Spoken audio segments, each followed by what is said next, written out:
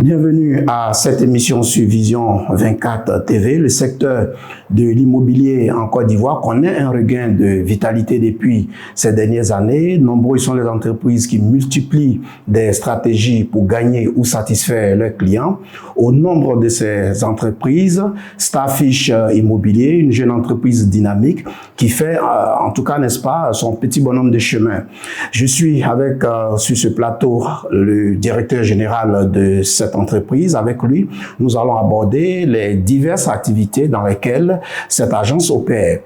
Bonjour, Monsieur Diaby. Bonjour, monsieur. Alors, vous êtes le directeur général de Starfish Immobilier. L'entreprise existe depuis quand?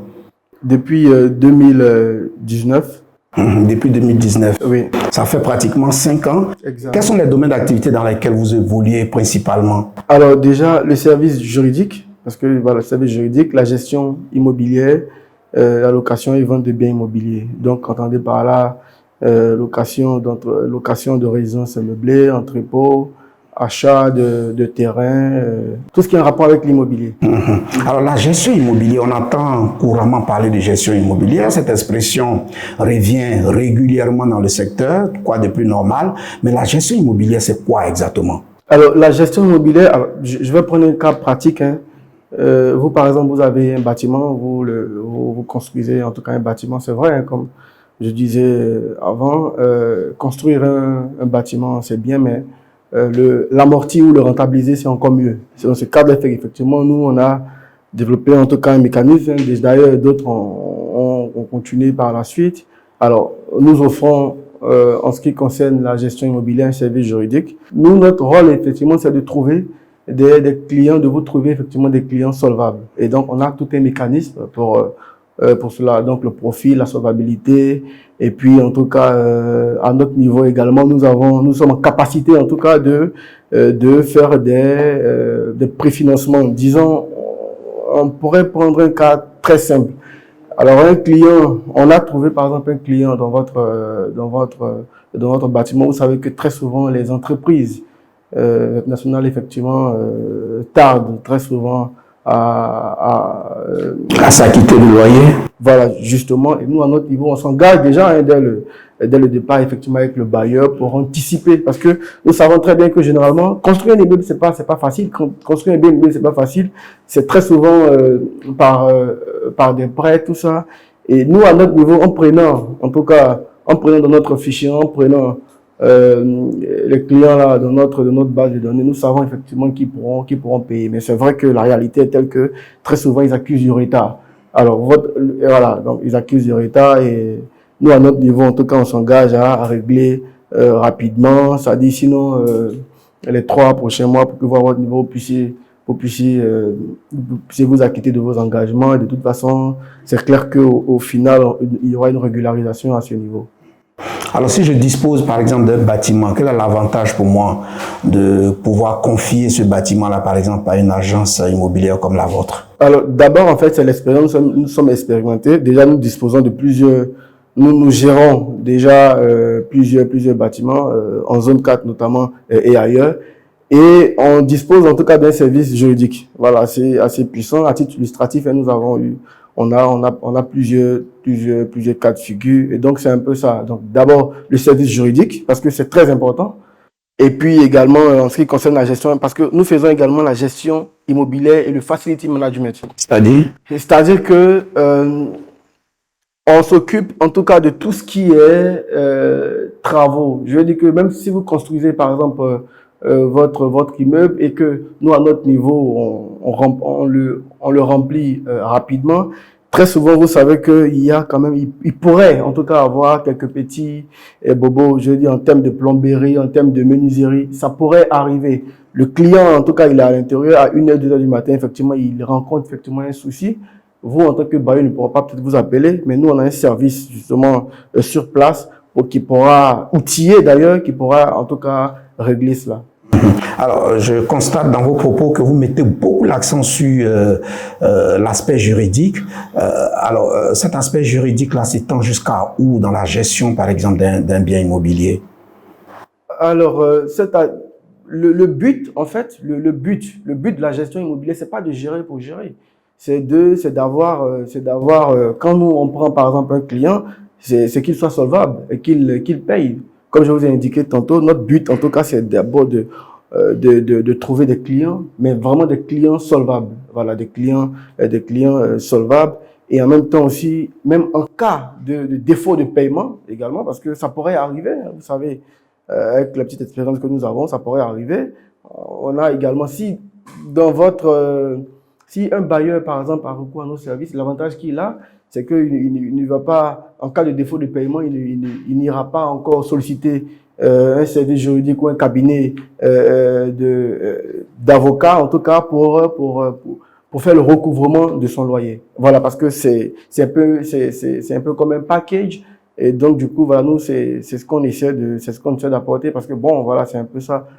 C'est un peu comme une amélioration à partir de l'existant. Alors, beaucoup d'entreprises immobilières parfois s'illustrent de très mauvaise manière, surtout dans la gestion, dans les rapports avec les partenaires, les clients, tout ça, etc. Alors vous, sur quoi repose exactement votre crédibilité? Qu'est-ce qui me dit qu'en venant vers vous, je peux avoir confiance, je peux dormir tranquille? C'est pour ça que j'ai demandé sur quoi repose véritablement votre crédibilité. Déjà, dans notre parcours, on a travaillé quand même avec de grandes institutions. Bon, je vais pas quand même faire de publicité. De grandes institutions qui, pour même travailler avec une entreprise, doivent avoir des garanties. Voilà, donc bon, si, je sais pas, peut-être que je pourrais peut-être les citer après avec votre autorisation. Donc c'est un peu ça. Et notre expérience, voilà, nous sommes ici en zone 4, nous sommes une agence immobilière, vous savez, c'est vrai que dans ce milieu-là, il y a tellement d'arnaques. On a entendu beaucoup, hein, c'est vrai, effectivement, et les clients, bien sûr, ils ont raison, parce que même en ce qui concerne les ventes de terrain, beaucoup, effectivement, se sont fait arnaquer, beaucoup se sont fait, oui, effectivement, nous venons justement pour pallier à cela. Alors, nous, à notre niveau, on a un mode de fonctionnement qui est très clair, en tout cas. Quand le client nous sollicite, même concernant, en tout cas, l'achat d'un terrain, nous, à notre niveau, on prend toutes les mesures, toutes les précautions possibles, en tout cas, parce que on a également une image, on nous connaît un peu, on est un peu fiché sur X ou Y chose, et donc, du coup, on ne va pas forcément satisfaire le besoin du client, mais on lui dira la vérité. On dira la vérité. Par exemple, si un client veut un bien X, par exemple, et nous, après vérification, on se rend compte qu'effectivement, ce bien X a un problème, on lui dira clairement. Et voilà, quitte à ce qu'il soit, mais on ne peut pas, à notre niveau, en tout cas, s'engager dans une procédure qui n'est pas normale. Comme exemple, par exemple, nous avons un client qui nous avait sollicité à l'époque pour un terrain, pour l'achat d'un terrain depuis l'étranger, et donc il n'arrivait pas à comprendre tout ça parce que lui, il était déjà prêt à l'acquisition, c'est-à-dire au mot de paiement. Donc, dès il nous a fait appel, alors on s'est rendu là-bas pour d'abord regarder le lot, pour vérifier, en tout cas à notre niveau, on a essayé de vérifier tout ce qu'on pouvait vérifier. Mais après, il se trouvait qu'effectivement, il y avait un litige. Il y avait un problème entre le géomètre et la famille, tout ça. Donc, du coup, on a dit, ben, c'est pas possible. Parce qu'on ne peut pas s'engager. Vous voyez, on a décidé de faire de ça une carrière. Donc, c'est pas forcément pour avoir l'argent. Nous, on veut, il y a des gens qui nous ont fait confiance et on souhaiterait, en tout cas, au-delà même de la confiance, c'est un peu comme une passion, en tout cas, pour nous. L'immobilier, aujourd'hui, c'est une passion. C'est pas forcément pour faire du chiffre. Voilà, donc même si on a un petit chiffre d'affaires, mais que tout est normal, tout est réglo, voilà, il n'y a pas de souci, quoi. Vous savez très bien que aujourd'hui, quand vous êtes malhonnête, ça se sait hein, rapidement avec tout ce qui se dit, tout ça. En tout cas, nous, on essaie en tout cas d'être correct, quoi. Ouais. Alors, M. Diaby, pas comme vous exercez donc un métier qui apparemment n'est pas toujours facile. Alors, quelles sont les difficultés liées justement à la gestion immobilière? Et vous arrive d'avoir des difficultés au niveau de la gestion, au niveau des rapports avec les clients. Alors, comment vous arrivez à surmonter tout ça? D'abord, quelles sont ces difficultés-là? Et puis, comment vous arrivez, n'est-ce pas, à les surmonter? Bon, alors, comme on le dit, hein, bon, c'est vrai que le client est roi, mais en même temps aussi, on a Bon, peut-être que c'est par rapport à l'expérience, c'est par rapport à pas mal de choses, mais en tout cas, on essaie en tout cas de faire face à toutes les difficultés. Parce qu'un client qui est déjà dans notre fichier, un client qui fait partie intégrante en tout cas d'un de nos biens, voilà, quand il a un souci, par exemple, parce que étant donné qu'il est déjà dans le bien, il peut peut-être avoir un problème de quoi, Citez par exemple un cas devant lequel vous avez été confronté, et puis bon, comment vous êtes arrivé à surmonter ce cas-là, si c'est parfois la documentation, les papiers administratifs par exemple, ou bien la gestion, ou bien une affaire de ANA que vous avez peut-être réglée. Est-ce qu'il vous est pas arrivé d'être on a peut-être usurpé le nom de votre entreprise pour faire autre chose. Non. Je veux dire, il y a certainement une anecdote depuis votre parcours qui fait état justement de cette difficulté-là pour... voilà. Je vois, en fait, pour la gestion immobilière, parce que quand on opère, c'est parce qu'il y a un mandat, il y a une autorisation. On ne peut pas opérer. C'est surtout effectivement au niveau des ventes de terrain. C'est-à-dire terrain, c'est là effectivement il y a pas mal de soucis. Sinon, en ce qui concerne la gestion immobilière, avant de gérer un bien immobilier, c'est clair que c'est d'un commun accord, c'est de concert avec le propriétaire, c'est un mandat, enfin il y a plusieurs types de mandats qui nous autorisent en tout cas à louer. Donc dans ce cadre-là, nous disposons de plusieurs éléments qui nous permettent en tout cas d'opérer tranquillement. C'est vrai que bon, souvent il arrive quand même des petits soucis, peut-être de facility management, comme je vous ai indiqué, gestion immobilière, facility management.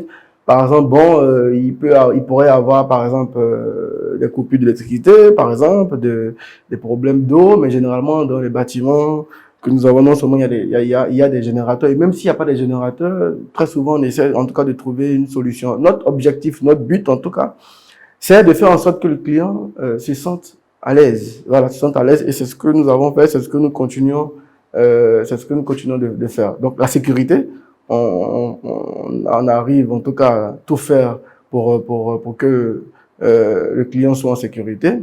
C'est pour ça, nous, à notre niveau, nous sommes très à l'aise, en tout cas, quand nous assurons le facility management, c'est-à-dire en ce qui concerne la sécurité, en ce qui concerne tous les contours et pour nous permettre vraiment d'opérer tranquillement et sereinement. Alors, un particulier qui cherche, par exemple, un terrain à acquérir, il vous approche. Quelles sont les démarches dans ce sens? Qu'est-ce que vous lui conseillez?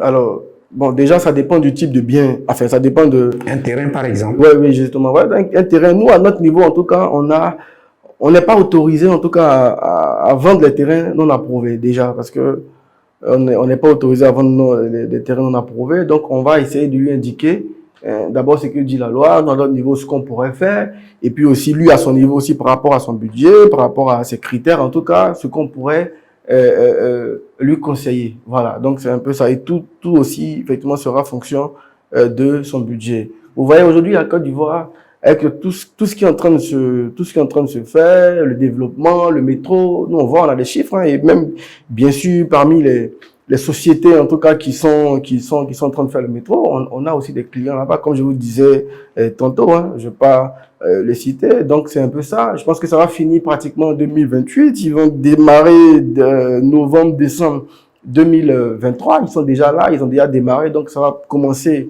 d'Anyama, je pense, hein, Anyama, Yopougon, Adjamé, Marcory, Port-Boué. Et donc, du coup, ça prouve qu'effectivement, d'ici quelques temps, la Côte d'Ivoire sera. Donc, c'est l'occasion d'ailleurs d'inciter, en tout cas, tous les clients, tous les clients de la diaspora, également les Ivoiriens qui sont à l'extérieur, de tout faire pour s'acquérir, en tout cas, un terrain. Voilà. On prend, par exemple, la zone, par exemple, d'Abidjan, enfin, d'Azaguié aujourd'hui, qui est dans le Grand Abidjan. Aujourd'hui, là, vous avez des terrains facilement à moins de 2 millions, à 1,5 million avec approbation. Vous voyez, alors, quand tous ces infrastructures-là finiront, par exemple, c'est-à-dire que quand effectivement le métro finira, vous voyez qu'effectivement, facilement, ça va muter. Parce que le projet finira normalement en 2028. Voilà, en 2028. Donc, il y a beaucoup de potentiel en tout cas en Côte d'Ivoire. C'est l'occasion. Nous-mêmes aussi, on en prend. Hein, parce qu'on ne fait pas seulement de la vente de terrain, nous aussi, nous sommes aussi intéressés par cela. Je vais donner par exemple un exemple. Il y a de cela 2 ans, on a un client qui nous avait sollicité, qui était à l'extérieur, qui voulait un terrain précisément à Zaguié. Et on a quand même fait des visites, son épouse est arrivée, tout ça. À la dernière minute, il a refusé. Pourtant, c'était une priorité, c'était en fait une opportunité. Le terrain était approuvé, il y avait beaucoup de choses qui rentrent en ligne du compte. Alors, le client, en fait, a refusé à la dernière minute de prendre le terrain. Bon, il se disait, non, mais ici, est-ce qu'il n'y a pas de souci par rapport à ça? Malgré toutes les garanties qu'on lui a apportées. Mais tenez-vous bien, qu'est-ce qu'on a fait? Non, on a trouvé un mécanisme pour prendre le terrain. C'était un terrain de 2000 mètres carrés qui pouvait avoir facilement un bon montant et on a pris le terrain. Parce que moi, je voyais un peu effectivement l'impact. Il savait que sur ce terrain, on pourrait peut-être faire une école, on pourrait faire beaucoup de choses en tout cas. 6 mois après, il est revenu sur Abidjan. Il voulait payer le même terrain, mais c'était plus au même prix. Ben moi, je lui ai dit, mais non, c'est pas possible parce que vous n'avez pas pris le risque en tout cas de payer avec nous. C'est vrai, c'est votre droit, mais en même temps aussi, nous, on a acquis en tout cas le terrain. Bon, finalement, on lui a vendu le terrain de 1000 mètres carrés, mais pratiquement au double. Voilà, donc c'est un peu ça. En tout cas, pour qu'on s'engage en tout cas dans une affaire, si elle n'est pas lucide, si elle n'est pas claire, c'est même pas la peine en fait. Et non, mais nous sommes clairs dessus quoi. On cherche pas forcément à satisfaire le client. On sait qu'effectivement une affaire n'est pas correcte.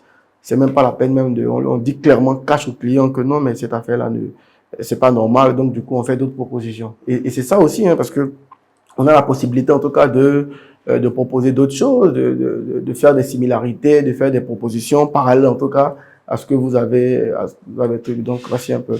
Alors vous avez parlé des passions en début d'émission. La passion dans l'exercice de ce métier-là se trouve où pour vous exactement? La passion, c'est l'envie. Vous savez, l'immobilier, c'est un peu comme un médecin. Voilà, c'est un peu comme un médecin qui reçoit très souvent des patients et qui doit les soulager, qui doit faire en sorte qu'effectivement ils puissent se sentir mieux. Donc nous, voici un peu notre mission passion parce que depuis l'enfance, hein, c'est ce qu'on a développé, on a fait pas mal de choses et puis voilà, donc c'est un peu ça. Nous sommes là également pour soulager les clients. Nous sommes un peu comme un médecin en tout cas, parce que quand le client vient vers nous pour indiquer son besoin immobilier, voilà, nous, à notre niveau, on a l'obligation, en tout cas, de lui indiquer clairement, même si il indique un projet clair, même s'il indique réellement ses critères pour choisir une location, mais pour lui dire, bon, oui, c'est vrai, ce que vous avez fait, c'est bien, mais voici, effectivement, voici un peu ce qui serait mieux pour vous. Voilà, donc c'est un peu ça. On a un volet conseil, et en plus, c'est gratuit. Donc, il n'y a vraiment pas de souci. D'ailleurs, même, il y a des clients qui nous appellent, pour juste avoir des conseils. J'ai pris X terrain là, il y a un souci, est-ce que vous pouvez nous donner, mais voilà, faites ça, sans prendre forcément un truc. C'est vrai que derrière, quand vous faites comme ça avec les clients, parce que vous savez, les clients, ils sont fatigués. Vous savez, par exemple, on pourrait même en revenir, on pourrait même débattre, on pourrait même continuer longuement. Hein. Les frais de visite, tout ça. Nous, à notre niveau, on ne prend pas de frais de visite. Là, c'est carrément interdit. C'est-à-dire, les frais de visite, par exemple, de visite de terrain, les frais de visite de location de maison, c'est carrément interdit chez nous. Et justement, le client, quand il vient, il se sent un peu à l'aise parce qu'il est étonné. Parce que ailleurs, quand il va, il sait que bon, voilà, ils sont un peu fatigués. Donc, ça pourrait les rassurer. Mais nous, c'est pas vraiment notre but, en fait. Notre rôle de médecin, c'est pour vraiment les soulager. C'est vrai qu'au-delà de la passion, c'est vrai, hein, il y a quand même, pour nous, c'est la finalité. Mais vraiment, voilà, on essaie quand même de faire les choses correctement. C'est cela. On est en 2024. Alors, quelles sont vos ambitions pour cette année? Je dirais, quels sont vos projets pour cette année et quelles sont vos ambitions pour les années à venir? Cette année, c'est vraiment de faire le maximum, hein, en tout cas pour satisfaire encore plus les clients, pour avoir encore plus de recommandations, parce qu'on a quand même des clients qui sont déjà satisfaits, qui nous font déjà des recommandations. Donc, voilà.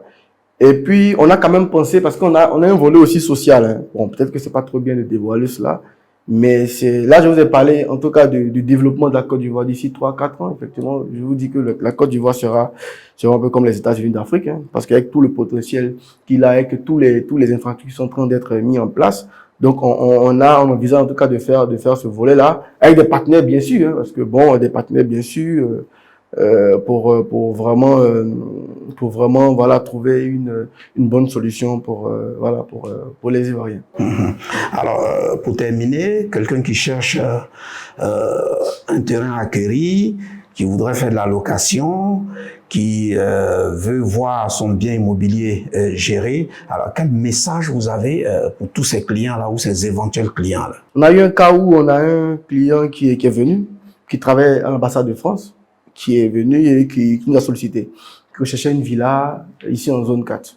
Ça fait, je pense, 2 ans. Et donc, on lui a fait des propositions et après, il voulait être proche effectivement de l'ambassade du plateau, là. Il voulait être proche du plateau. Et il était déjà dans un endroit à côté, là, à proximité, là, juste en face du stade. Et donc, du coup, il voulait finalement au Vallon, tout ça. Et donc, nous, à notre niveau, on a essayé de regarder et on a trouvé un bien immobilier au niveau du Vallon, c'est-à-dire à proximité de Ecobank, vous voyez, Vallon Ecobank, là, juste derrière, il y avait une cité, là. Et par la suite, monsieur Pierre, il a visité avec son épouse. Voilà. Donc, quand il a visité avec son épouse, après, il était intéressé effectivement par le bien. Le problème, c'est que le bailleur, la dame en question n'était pas sur Abidjan. La dame en question n'était pas sur Abidjan et il y avait également des travaux. Vous savez, surtout quand il y a des travaux, la procédure de location est légèrement longue parce que comment on va prendre en charge, qu'est-ce qu'il faudrait faire, étant donné qu'il était dans l'urgence, il voulait rapidement intégrer la villa, et donc il nous mettait la pression pour qu'effectivement on puisse trouver toutes les procédures, on puisse tout faire effectivement pour qu'il... Mais le problème c'est qu'on ne pouvait pas parce que la dame nous avait indiqué que bon, là je suis souffrant actuellement, donc il faudrait attendre mon arrivée, il faudrait attendre X ou Y chose. Alors le client, qu'est-ce qu'il a fait? Voilà, le client, qu'est-ce qu'il a fait? Il a contacté une autre agence. Je sais pas, une autre agence que je connais pas, une autre agence. Et ils sont allés sur les lieux. C'est-à-dire, il a contacté une autre agence et il lui a indiqué, par exemple, que non, mais voilà, il y a cette photo que j'avais visitée, mais si on met un peu de blocage. En fait, il pensait qu'on avait d'autres clients, on avait d'autres clients qu'on priorisait.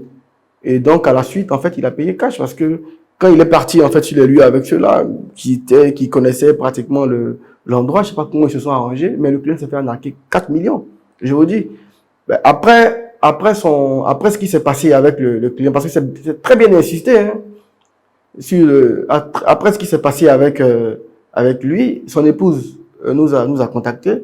Ah, monsieur Djabi, vous vous rappelez de moi? Oui, dans l'ambassade de France, monsieur Pierre, on a cherché une maison. Oui, effectivement, oui. Vous vous rappelez effectivement de la maison qu'on a visitée avec vous au Vallon derrière Ecobank? J'ai dit oui. Elle dit, ah, mais on s'est fait arnaquer. J'ai dit, mais comment vous êtes arnaqué? Étant donné qu'on a déjà visité avec vous. Comment vous avez... Et non, effectivement, bon, on voulait vraiment la maison. On pensait que vous priorisez d'autres clients. Donc, on a vu d'autres personnes là.